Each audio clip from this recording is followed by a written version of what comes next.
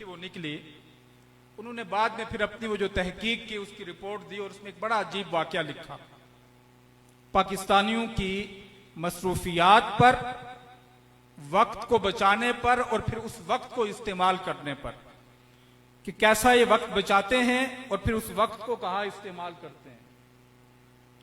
वो कहते हैं कि हम एक जगह मैन जीटी रोड पे जा रहे थे तो हमारी गाड़ी रुक गई। गाड़ी हमारी रुकी, पता चला कि आगे रेलवे की पटरी है और फाटक बंद है, इसकी वजह से गाड़ी रुकी हुई है।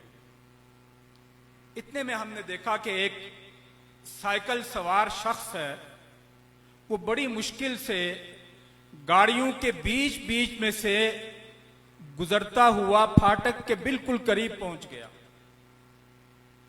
अब करीब पहुंचकर देखा कि फाटक बंद है, तो उसने वो जो साइकिल थी वो साइकिल अपने कंधे पर रखी और वो जो पैदल निकलने वालों का रास्ता होता है उसमें दाखिल हुआ। जब वो दाखिल हुआ तो ट्रेन भी बड़ी करीब पहुंच चुकी थी। बड़ी मुश्किल से उसने वो पटरी को उबूर किया। उबूर करने के बाद जो है वो गुजर गया। तो हमारे जहन में बड़ी कदर हुई इस शख्स की कि इसने ये 5 मिनट भी जाय करने गवारा ना किए और अपनी जान को इसने खतरे में डाल दिया। इतनी मुश्किल से गाड़ियों को इसने उबूर किया।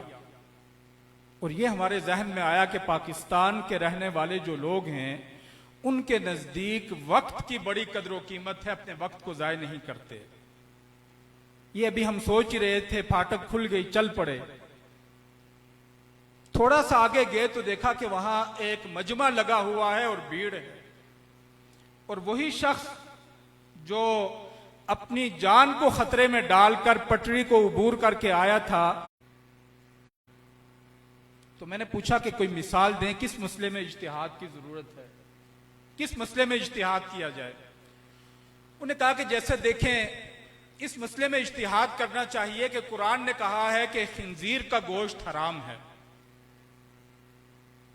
अब उस जमाने में, जिस जमाने में कुरान ने खिंजीर के गोश्त को हराम कहा है, उस जमाने में खिंजीर जो है